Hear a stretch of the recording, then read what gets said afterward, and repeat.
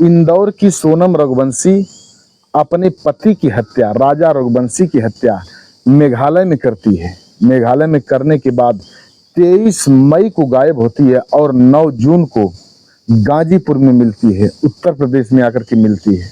आखिर पूरा मामला क्या है, इसमें कुछ और पहलू जुड़ते जा रहे हैं, सच्चाई क्या है, आइए आप लोगों के सामने कहानी में रखते हैं। नमस्कार, प्रणाम।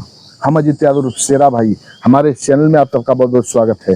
अगर आप लोग हमारे चैनल को सब्सक्राइब नहीं किए हों तो आप सबसे निवेदन है आप लोग हमारे चैनल को सब्सक्राइब करें, लाइक करें, कमेंट करें। अब कहानी शुरू होती है। ये जो सोनम रघुवंशी थी, इंदौर की रहने वाली थी। इसका जो पति था राजा रघुवंशी, इनकी शादी 11 मई 2025 को होती है।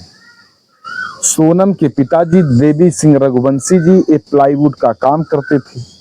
सोनम उसी कंपनी में, उनकी खुद की कंपनी थी प्लाईवुड की, उसी कंपनी में सोनम HR हेड पद पर नियुक्त थी।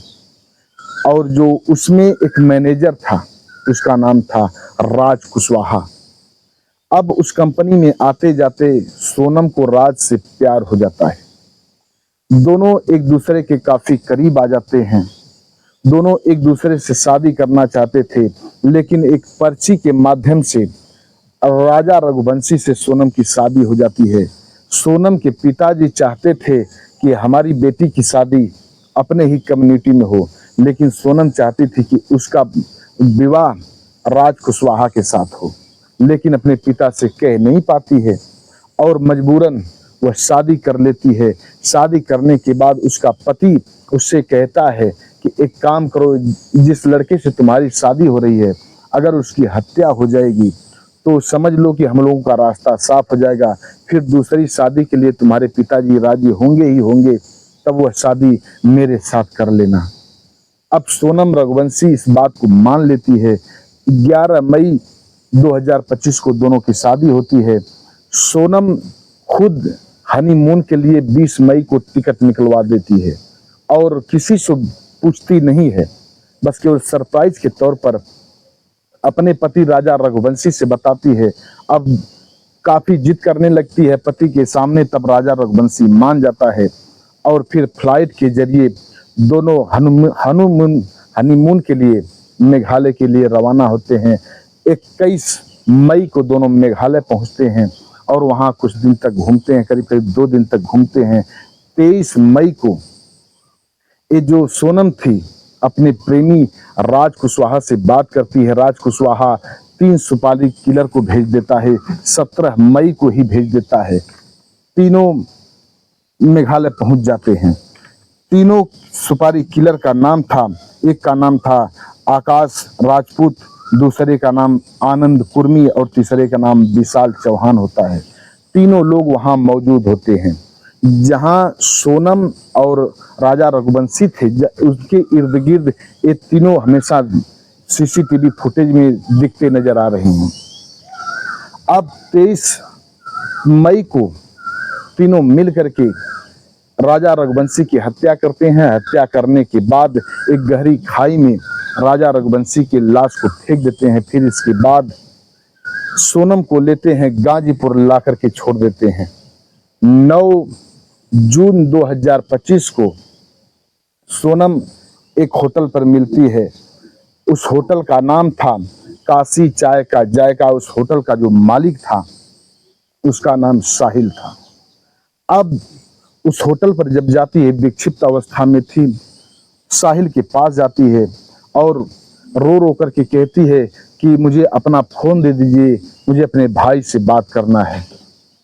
वो काफी परेशान दिख रही थी। साहिल जो था अपनी मोबाइल दे देता है।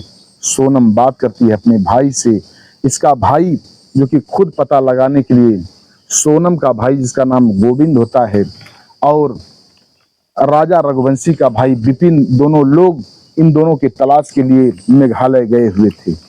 अब सोनम अपने भाई से बात करती है, कहती है कि मैं गाजीपुर में हूँ, एक होटल पर हूँ। तभी उसका भाई गोविंद कहता है कि तुम एक काम करो, होटल के ऑनर से बात कराओ। अब उसका भाई जब इतनी बात कहता है, सोनम मोबाइल दे देती है साहिल को, होटल के ऑनर को। अब साहिल बात करता है। वह गोविंद कहता कि मेरी बहन सोनम है, जो एक न्यूज काफी चर्चा में है मेघालय का, वही सोनम है, इसको वहीं रोक के रखो, मैं पुलिस को फोन करता हूँ। इतनी बात कह करके अब गोविंद फोन को कट कर देता है। लेकिन इससे पहले ये जो साहिल था खुद पुलिस को इन्फॉर्म करता है।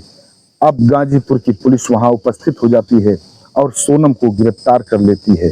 सोनम को गिरफ्तार करने के बाद विक्षिप्त हालत में देख करके इसको एक हॉस्पिटल में ले जाती है, भर्ती कराती है, चेक कराती है, इसको कुछ हुआ तो नहीं है। अब वहाँ ठीक ठाक जब पाई जाती है तो पुलिस का एक डिपार्टमेंट होता है जहाँ महिलाओं को रखा जाता है, पुलिस वहाँ उसको रखती है।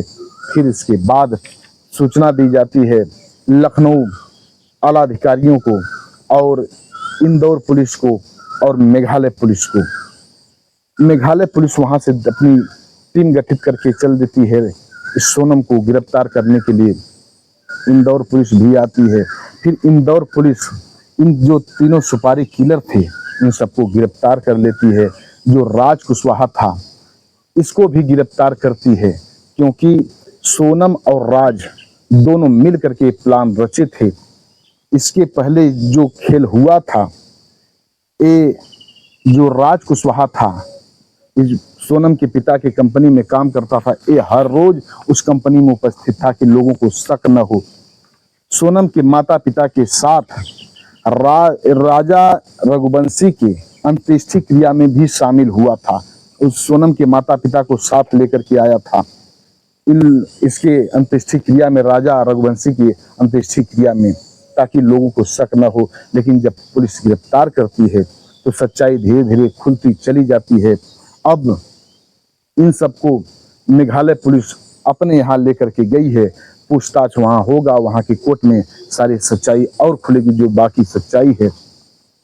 और इंदौर पुलिस भी इसमें काफी मदद करती है और ये सब गिरफ्तार हो जाते हैं। आज यह सच्चाई सबके सामने आ चुकी है। जिस सोनम के लिए लोग दुआ कर रहे थे कि राजा रघुवंशी तो चला गया, सोनम किसी तरह से बच करके आ जाए, सोनम तो आ जाती है, लेकिन सबके भरोसे का कत्ल करके आती है। सोनम गिरफ्तार है। देखते हैं क्या सच्चाई उगलती है, आखिर और माजरा क्या है, क्यों अपने पति की हत्या की।